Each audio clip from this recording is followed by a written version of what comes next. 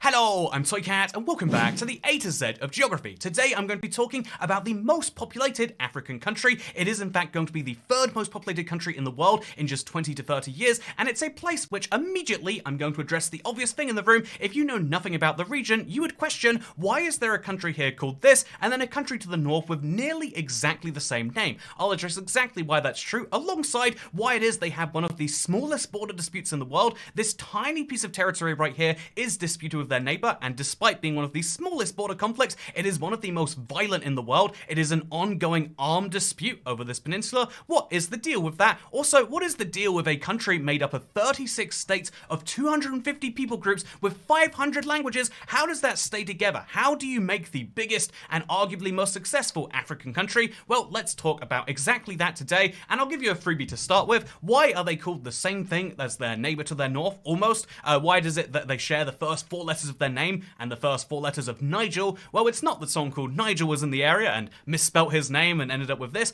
Instead, if you look at the tri-point border with Benin, you'll find the easy answer, the thing these two countries share, and it is the river Niger. This is an important river in the area. It is obviously an important thing that we'll dive into why rivers are so important and a little bit of fun capital stuff later, but for now, that is the important thing. But what else is important? Well, if we're at the tri-point border anyway, let's talk about the borders of Nigeria.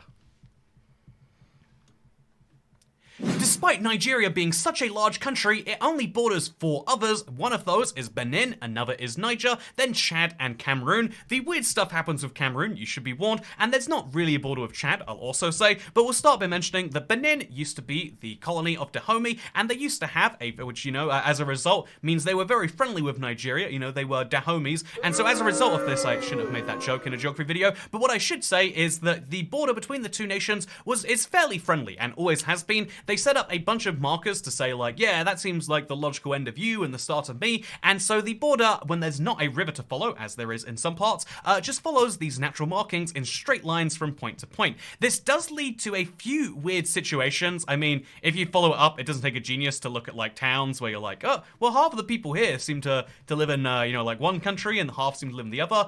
You'll even find, as you, like, look along it, you'll see stuff like, okay, well, I mean, this road clearly crosses through an international boundary without any marked border, but because the countries are friendly, even though the border markings go missing sometimes, it entirely works out between them, and that is an incredibly interesting border in my opinion, the fact that that works, but it totally does for those two.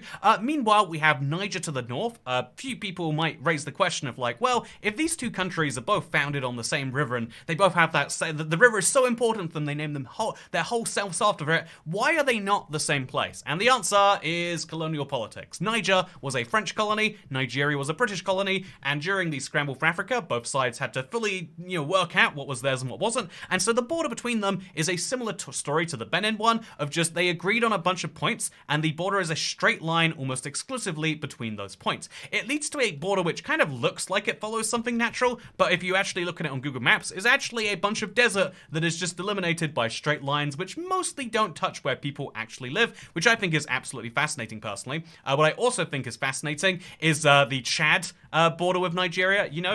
Great country to border, makes you definitely look real good. In fact, there's a border almost coming here through Lake Chad, but if you actually look at this border region where four countries almost meet, Nigeria kind of stops that happening, but if you look at this region, you can see, like, no one lives here, it's through a swamp, it's not even close to anything big, and so, Nigeria borders Chad, but you would never cross between the two countries via it, and so, I don't know, is it still a land border crossing? Yeah, obviously, but it's interesting. And then Nigeria gets over here, where it looks like it awkwardly squeezes Cameroon. Nigeria and Cameroon had a lot of the same governing, I guess, colonial party, and so the border between them has been a source of contention for all sorts of reasons, and I figured one of them would be this region of Cameroon. It's known as the Far North region, and I figured, like, wow, this is just ridiculous looking at this. This must be like a nothing area that they just got as like a concession, but actually looking into it is one of the most diverse regions in Africa, with 50 separate tribes calling it home. Look at this. Do you see how there are Arab people to the north? There are such ridiculously diverse people here, and I think this is interesting that you can have 50 tribes in such a small area, but then also the way that they're divided does not match how I would assume it was. Like, if you look at this area here, it has one of those, like, political cutouts, like you have for, the maps of various different, like, constituencies in a political thing. It's interesting that this is how it works, but yet it is. And so, yeah, as you follow the map further south, you get the north region, you get the rest of Cameroon, and and then you get the logical border point that they have. Yeah, again, I feel like rivers separating countries is something that really works in the most part because, yeah, it's a natural frontier, one side, the other, everything works here. The border's a bit messy, but it's totally fine. It's just how Google Maps is doing its thing until you get to the ocean where things get a little bit disputed. So as the river comes out here, Nigeria says, yeah, and then we cut across and we own everything on this peninsula because it's obviously Nigerian. As Nigeria and, like there used to be a Cameroon region off Nigeria, and they used to be very much a joint country, and so they believe this peninsula is theirs, and they're willing to fight over it. Why would they possibly be willing to fight over this situation? And indeed, why would it take the Nigerian army? Why would the Nigerian army have to withdraw after an agreement? What could go wrong that would make them think they want this territory so damn bad? And I don't know, like, spoiler alert, it's oil and gas, natural resources. The reason to the always reason to have a conflict. Basically, yeah, this is the only disputed border that Nigeria had, and they had it because there was a very rich region that both them and Cameroon believed that they should own. And so, interestingly enough, the solution to this was they went to court. Again, this is very good above board stuff. They went to a court and, they agreed that there should in fact be, they should work out the border. And the International Court of Justice, in fact, in 1994, Cameroon went to the International Court of Justice to avoid war with Nigeria. And 8 years later, the ICJ ruled in Cameroon's favor and confirmed the 1913 border made by the British and Germans as the international border between the two countries. And Nigeria agreed. They withdrew their army, and then apparently a bunch of separatists started fighting since then. So, Cameroon still doesn't truly have control over it. But it's kind of fun to see regardless that there is a disputed region, and while it's disputed, I guess there's no oil and gas for anyone. Speaking of no oil and gas for anyone, something which is absolutely fascinating to me is how you would divide up not just resources, but a whole country, and Nigeria being a federated state means that that's incredibly interesting, so it's provinces time.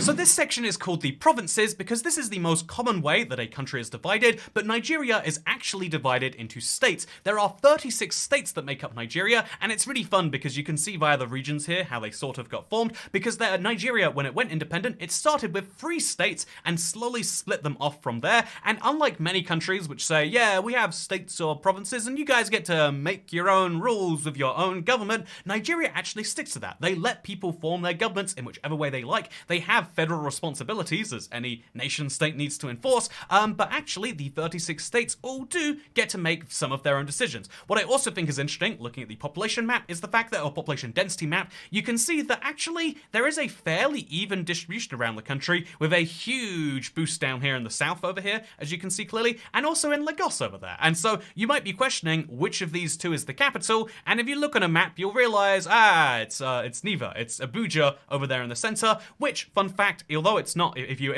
in case you got bored and you counted the number of states earlier, it's actually 37 states if you count the Abuja FCT, or Federal Capital Territory. Yep, that's this right here.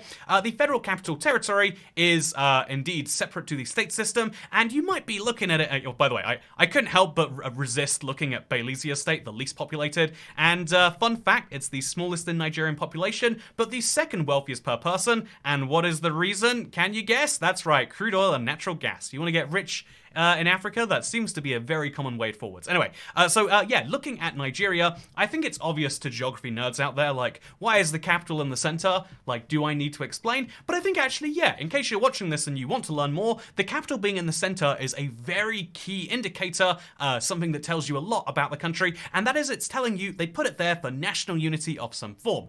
Indeed, Nigeria's capital used to be in Lagos, and they moved it inwards, and usually this is done for either unity or defense regions, and so I think it might be fun to like look at countries and tell you, give you a pro tip, like there's 194-ish countries in the world, and looking at each of their capitals, explaining where it is, takes a lot of explaining, so let's give you the 3 basic places that a country puts their capital. We'll start with the most basic of all, which is they just put it by the sea. Do you see the capital of Togo over here? Do you see the capital, that's how you pronounce it, do you see the capital of Ghana over here? They're all port cities. This is a very, very common place to put a capital, and it's very inconvenient inconvenient in the early game of a civilization. I mean, it's very exposed and out there, but it can be very convenient in the late game. It gives you a big advantage in that you immediately have access to the sea, and so getting goods in and out is basically free. Indeed, I mean, using roads means you have to pave the road, you have to maintain the road. Using trains means you have to build train tracks and have to protect them from trespassers, but the sea is just infinitely free, and so if you want to ship goods in and out, having access to it is a very good idea.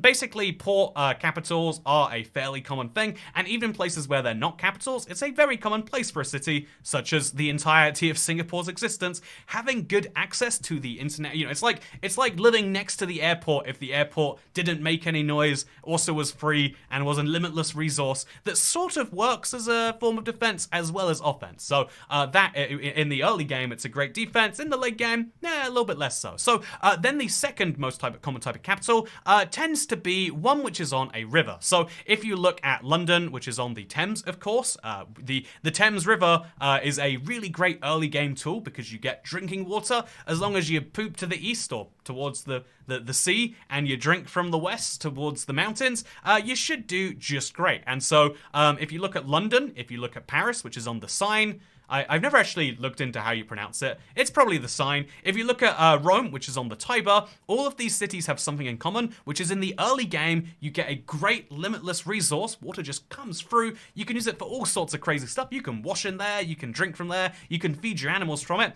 And then in the mid game, it becomes even more useful because follow the river, and it goes to two places almost always. One is a source, and the other is a finishing point, and the finishing point is almost always the ocean. So you get that access to the ocean, which is so handy, and you get it with a extra bonus of defense. And so in exchange for slightly less convenient access to the sea, you get more land and you get slightly better defense. You're still leaving yourself vulnerable. All it takes is someone to bring an aircraft carrier through the river here, and all of a sudden Rome's got a lot of scary things in the middle. But ultimately, that is the second type of capital, and the third type is what I like to call the national unity capital. This is usually a compromise of some form, and so take Canada, for example, a compromise between Ontario and Quebec, the two biggest provinces even to this day, but especially at its founding. Ooh, where'd you put the capital? Right in between them. It's more in Ontario than Quebec, but there's an equivalent city in Quebec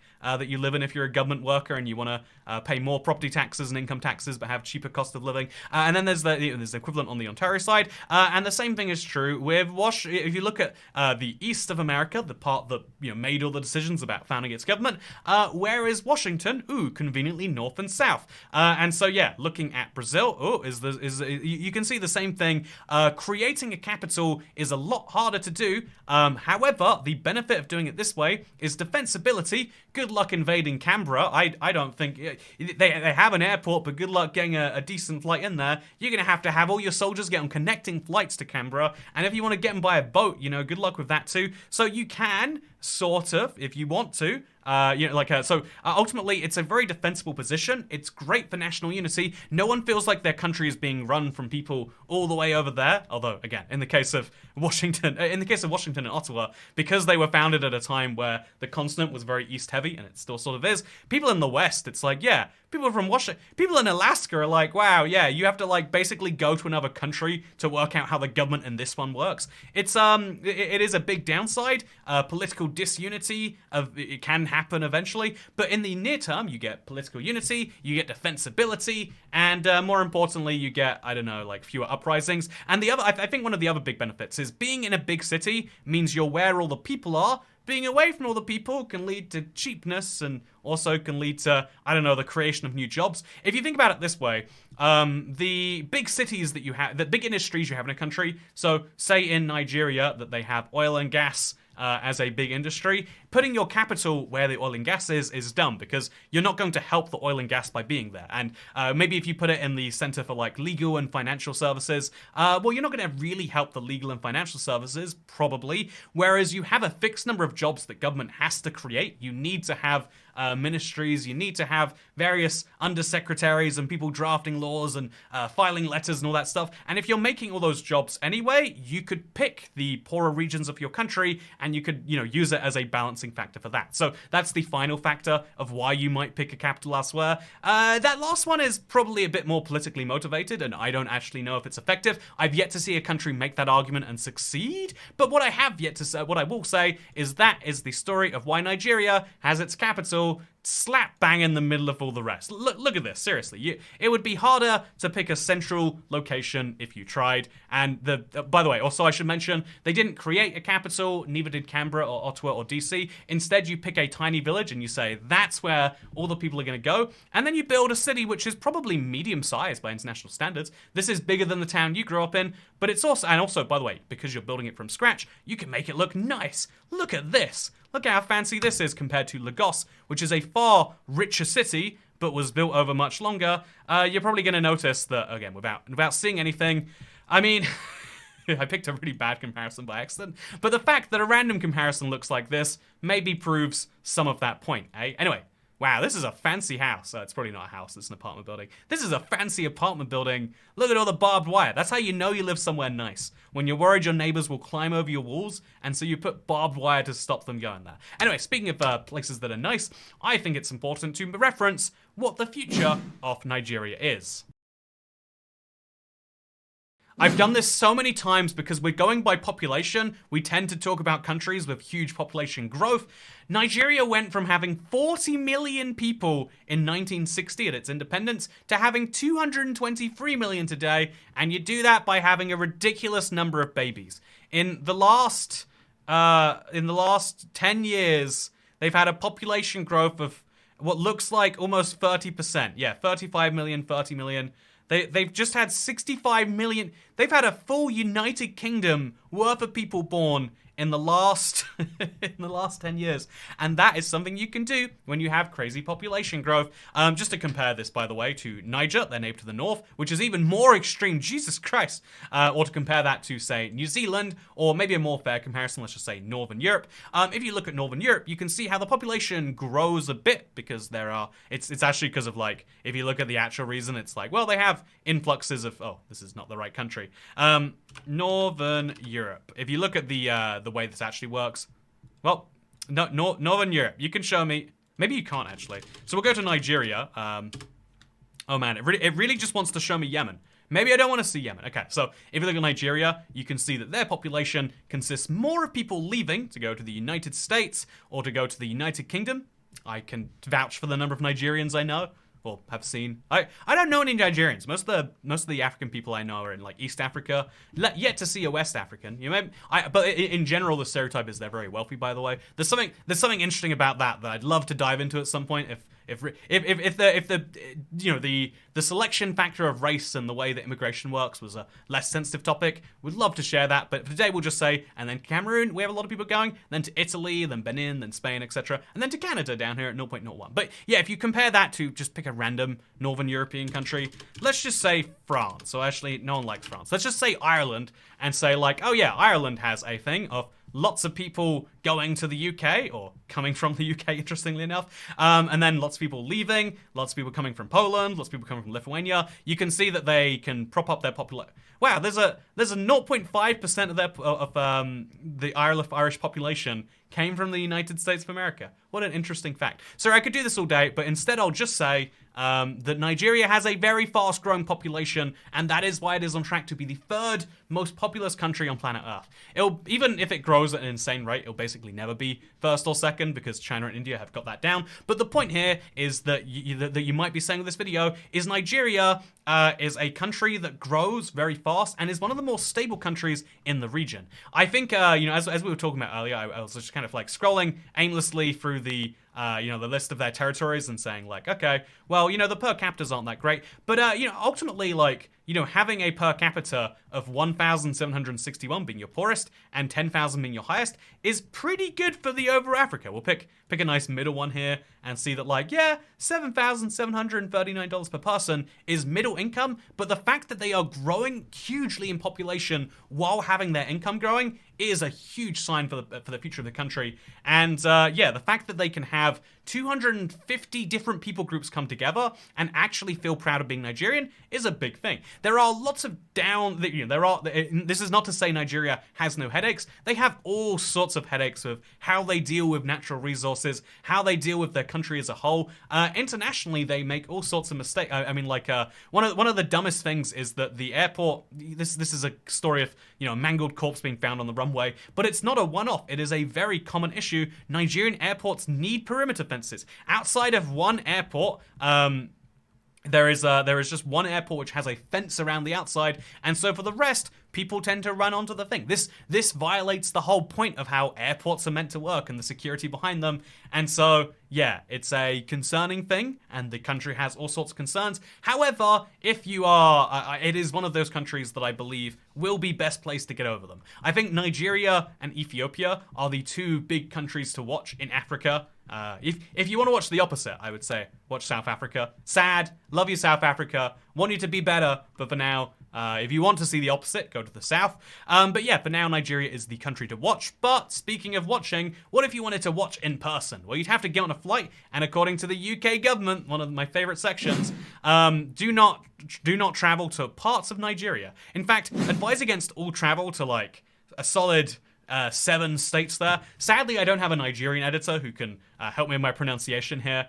So sadly, I'm just gonna have to say like Borno, Yobe, Gombe, Adamawa. You gotta not go to those places. They all seem pretty dangerous. And then also watch out for the Northwest. And then also watch out for like half of the other ones. So just don't go to these places, and probably don't go to these places, and try not to go to the Federal Capital Territory.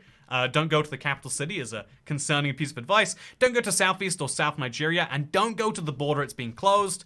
And so, yeah, but if you want to go, just go to Lagos. You have a fine time. Stay anywhere near Lagos, or indeed cross over the territory, but stay in one of these. You'll do just great. And yeah, in case you're curious about regional risks, fun fact, outside of all the places that you shouldn't travel to because of kidnapping, violent attacks, intercommunal tensions, you just want to also during the dry season when roads are more accessible, this risk is heightened. All these intercommunal tensions go down. No one wants to fight each other while the roads are inaccessible, but when they're accessible again, they're like, grr, we could go drive and beat those people up. And yeah, ultimately, yeah, there's don't go seems to be the overwhelming advice outside of the large city. If you did want to go though, fun fact, you need a visa. Oh, and you also might be able to get a visa on arrival. I would love to know those, actually. Let's find out. Can I get a business visa on arrival?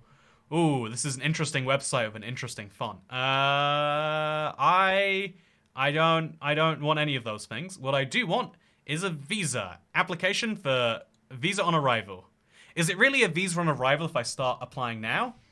Well, okay, well, I don't think it is. But yeah, Nigerian Immigration Service, keep an eye out. But otherwise, yeah, great place to go. Just make sure you get a visa first. And if you don't have a visa, then I don't know, don't go. Travel advice of Toycat. I'm gonna become a travel channel soon. I'm gonna have one video. It's gonna be me going to Haiti. Again, happening. A lot of people are joking. They're saying like, haha, Toycat. Yeah, you're going to the place that everyone's saying don't travel to. Good joke. No, it's happening. January, when ad revenue gets bad, I mean, rather than dealing with that, how about we just go to Haiti? So, yeah, more seriously, that has been the end, which I hope you have enjoyed.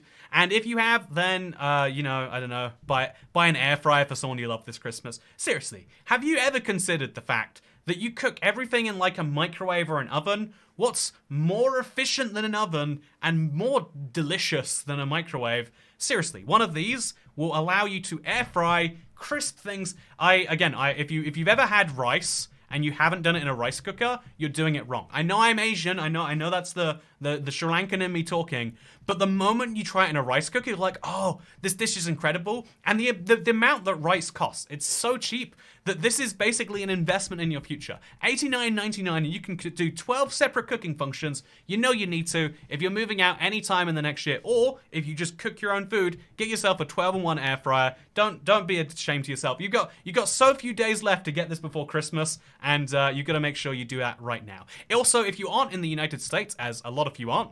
Actually, how many of you aren't in the United States? Let's find out right now. So, if you aren't in the United States, which Ooh, by the way, isn't this fun? Channels your audience watches. But if you aren't in the United States, as about 72% if you aren't, if you click that link from your country, it will take you to an equivalent product.